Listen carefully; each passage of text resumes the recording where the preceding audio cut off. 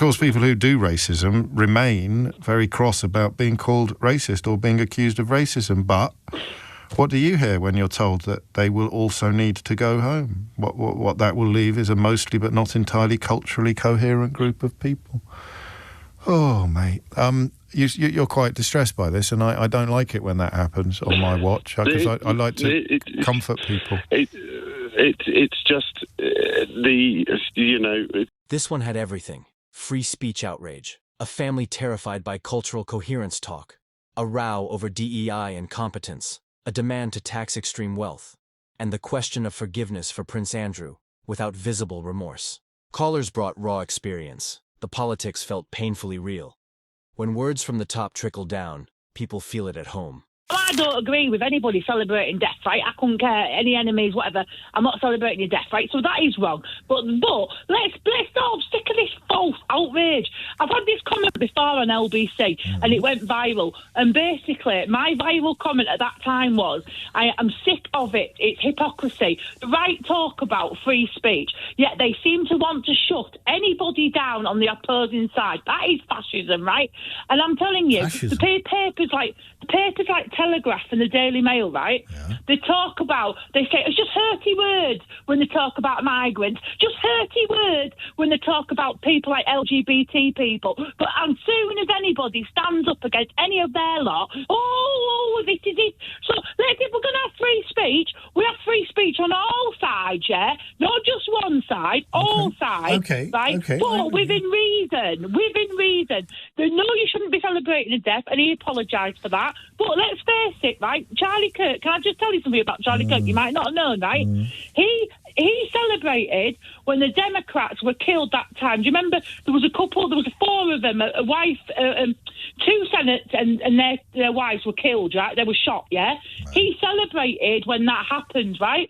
What I'm trying to say to you here is he wasn't a nice guy. And I'm not saying he should have celebrated his death, but let's not be all this false outrage that the papers want to do. It's false, okay? So Abigail, don't see him through that. So Abigail, do you think that in this vote that's taken place yesterday, which we're waiting for the result of, he should absolutely be retaining his position as president-elect of the Oxford Union in the next term, which is going to take up? Well, that's up to people in the union. No, but what would you do? What would you do if you were there? Right, if he apologised, genuinely apologised, and said he was wrong, then I probably would say, yes, go ahead, keep your position, right, okay?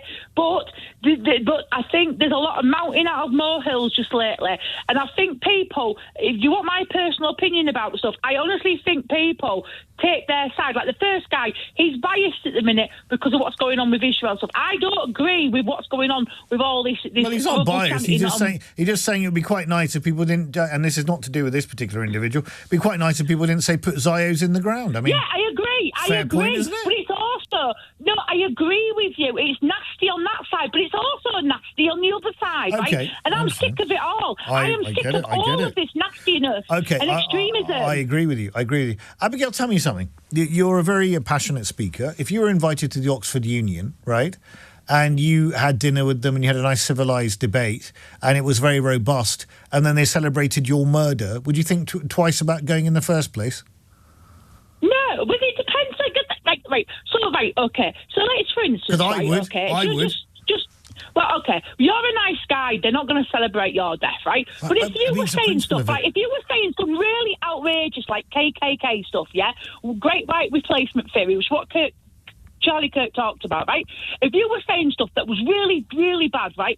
You said at the beginning of your speech, you said there's consequences to some free speech, right? Yep. Well, maybe some of the consequences was, I'm not saying it's right, celebrating the death of somebody who says stuff like, well, black women are thick, black women are stupid, and I wouldn't go in a plane. He said, I wouldn't go in a plane piloted by a black guy. Basically, but you know what? Yeah, but you know what? But the reason, if you look at the context, and I'm not here to defend Charlie Kirk because people can go and look at his videos themselves. My understanding of that comment was around DEI policies, right? Where he wasn't saying, the implication was not that, black people can't fly planes. It was that he was implicating and making a point about the fact that DEI hires are not always based on merit and qualification, which is something, by the way, Abigail, someone who was nominated for my prize, the Contrarian Prize, Lizzie Nichol, in the RAF in this country, who was in charge of HR, made that exact point and resigned in protest about the fact that DEI targets were dictating who should become RAF pilots, for heaven's sake. But then are we saying they're not as qualified because they're black? Because I think that's not very fair. No, Abigail, no, absolutely not. You're missing the point completely. Sorry to be pointed about this, Abigail. It's not aimed at you. I just think we need to be clear. No. That's not what's being said. What's being said is don't positively discriminate by skin colour. Base it on people's merit, because frankly, if you're flying a plane in a fighter combat aircraft in a war zone, skin colour is not the primary thing. It's your competence that actually matters. What's wrong with that? Well, how do we know that? Just what I'm saying is, he doesn't know. He doesn't know that the black guy got it because he's a great guy. He doesn't know that. He's assuming. He's assuming. Well, he's making a point. He was making a point about DEI policy. So, Abigail, all I'm saying is, I'm not saying that I agree with everything Charlie Kirk's ever said, because I may do, I may not. I haven't read it. I haven't listened to everything he's ever said. All I'm saying is, on this particular kind of thing, we need to be very careful about what we're actually calling out, what we're getting angry about, because I think the point he was alluding to is something that I think is actually an important point to consider. Abigail, on this particular one, you're saying if he apologises, should we move on from this? Yeah, I think so. But I mean, look, right, I just think, I'm going to tell you this at a greater point with everything going on in this world right now, in Britain particularly, right? I don't like extremism on all sides, and I'm sick of it, right? Yeah. As somebody that's working class, that just never even been to university, okay? It's way out of my thing. All I'm saying is, is that really we need to be more pragmatic with things and start toning everything down. And everybody needs to tone down. But unfortunately, right, the right are on this massive march at the minute. That's making the left go angry. The left then do their thing. That makes the right go angry. And you know what? I'm sick of all of it. Look, right, you and me agree on that, Abigail. All of it. One of the questions you said just a minute ago is how does this make me feel? Yeah. And scared. It's making my children scared. I'm scared. So just a bit of background. My wife's father is British. She was born in Watford. But because she was born before 2006 and her parents weren't married, she took her mum's nationality, which is she's a dual Finnish-American citizen. Through her American nationality, she got indefinite to leave to remain when she was 2. Okay. She's lived in this country her whole life. She has worked in care homes. She's currently working with drug and alcohol misuse, so helping people of our society get clean and better themselves. And my 14-year-old daughter came home from school after kind of hearing bits and pieces and said, "Is Mum going to be taken away?" Because people with indefinite leave to remain have been put on the list by Farage and his mates, and now Katie Lamb appears to be joining in, or going further, arguably. And you know, the Tories are only doing it because they're losing so much in the polls that they see what the rhetoric reform are doing. Maybe we can pull some voters back if we just copy them, and kind of going down that route. And like my wife has quite a serious health condition. She does get some help from the state from it. She has, like I said, she's paid into the system. Her father's British, paid into the system her whole life. And Zia Yusuf saying, "Oh, sorry, you won't be able to get that anymore," just because what exactly? She was born in Watford and lived here. How is my wife not culturally appropriate? She's culturally coherent. Coherent. So she is as mixed as they come. Her grandfather is Indian. Her grandmother is Finnish. And my children, they have. For me, they're about as culturally coherent as you can imagine, because they see the British culture, they see the Indian culture, they see a Finnish culture, and they accept everybody for who they are, regardless. For me, that's being culturally coherent, not just a single track mind. For me, if you're not white, you're not welcome. And my wife is white, but does that mean she's okay? or does that mean she's not okay? Like, I don't know. I don't. What did you say to your 14-year-old? I didn't know what to say. I just said, "Oh, it's just all blasé. It's just ignore it, darling. It's fine. Don't worry, nothing's going to happen." Like, what am I? I don't know, right? I'm scared. I don't know what I'm supposed to say. Well, I can say, and it's not much comfort to say to you, "Oh, from what you've told me, I'm sure she doesn't mean you," because how many people listening will think, "Well, I think she might mean me. I don't know what she means by culturally coherent." And here it is. All I did was Google Katie Lamb racist, and here it is. This is her. "It's easy to dismiss uncomfortable truths as, quotes, racist, end quotes. The British establishment often does." Because nothing says anti-establishment like working at Goldman Sachs and then becoming an advisor to various Conservative MPs. That's a well-trodden path for cultural rebels throughout the ages. And, of course, people who do racism remain very cross about being called racist or being accused of racism. But what do you hear when you're told that they will also need to go home? What that will leave is a mostly but not entirely culturally coherent group of people. Oh, mate. You're quite distressed by this, and I don't like it when that happens on my watch, because I like to comfort people. It's just so I saw a post on Facebook the other day, and it was just a stupid little post like, "Would you sign up for World War III if it came about?" And there was comments on there such as, "Not for the P word Britain, I wouldn't." Yeah. And where have we gone wrong? What has happened to us as a society that is okay?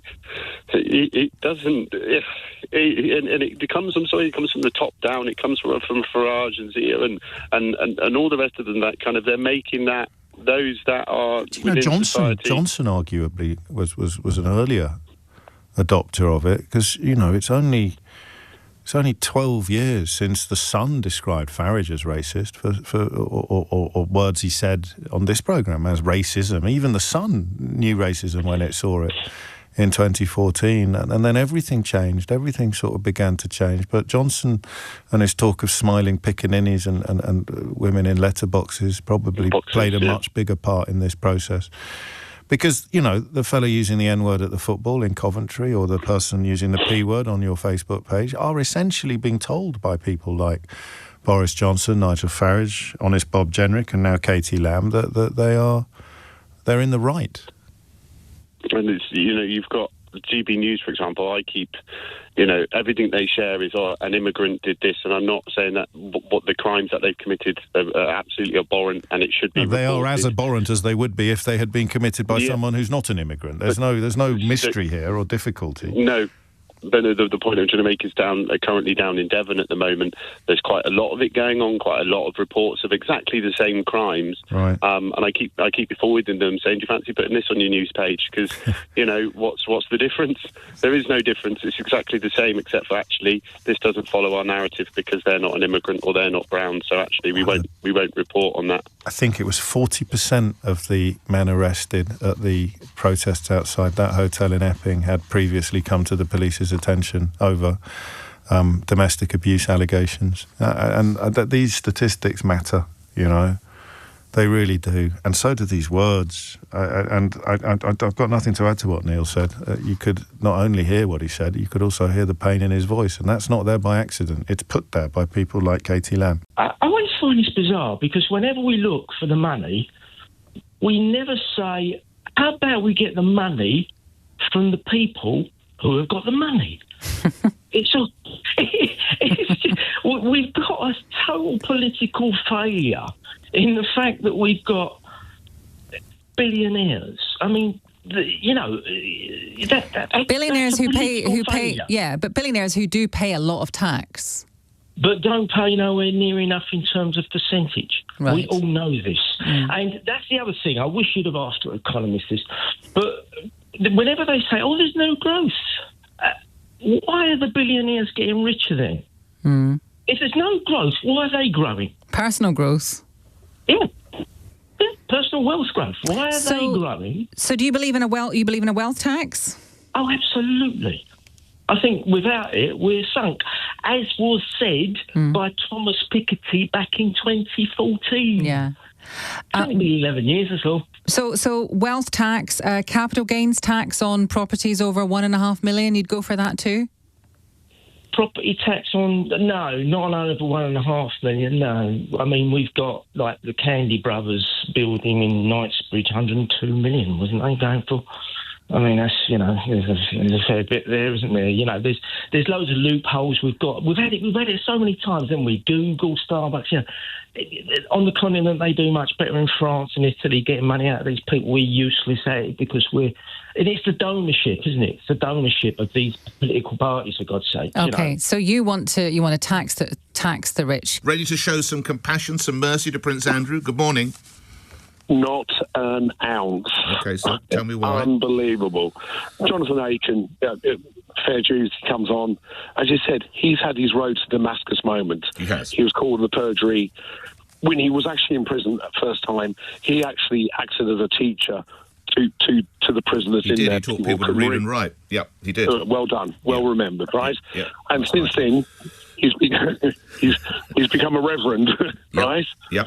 So you can see there's a significant change. And he's asked for forgiveness, right? Yeah. Is it the remorse? Because, again, we don't know that Prince Andrew has committed any crime. We do know he's lied. There's no doubt about that in media interviews. But we don't know. Is it the fact that he seems to just show such self-entitlement still? He is hidden behind smoke and mirrors since this whole story started gathering, like for years. And, you know, the car crash interview. I mean, if you must have communication PR experts around you. Oh, my God, they're surrounded by them, Paul. How was that interview even allowed to be broadcast? Once it's... You know, afterwards, he told his mother, the late Queen, he thought it had gone rather well. Did you know that? Yeah, I did know that. He's a guy I'd like reviewing the newspapers in the morning. That'll be interesting. Paul, thank you. Very good points you make. Is it the lack of remorse that we see from Andrew that makes it so different from, and he won't mind me saying this, the disgraced former Conservative cabinet minister turned priest, Jonathan Aitken? I've known Reverend Aitken for years. Strip away the noise and a pattern appears. Free speech is used as a shield until it cuts the wrong way. Then suddenly, it's policed. Rhetoric about who belongs doesn't land on whiteboards. It lands on children asking if mum will be sent away. Media cherry-picks crimes to fit a narrative, then wonders why trust collapses. And when the subject turns to money, we're told there's no growth, while billionaire wealth soars and basic enforcement looks optional. On character, callers drew a clear line. Redemption requires honesty and change. Status isn't a substitute for remorse. That's the real divide between accountability that applies to everyone and impunity that applies to a few. If we want a saner politics, we start by matching standards to facts, not tribes, on speech, on borders, on tax, and yes, on princes. So what do you think? Let me know in the comments. And don't forget to subscribe for more breakdowns like this.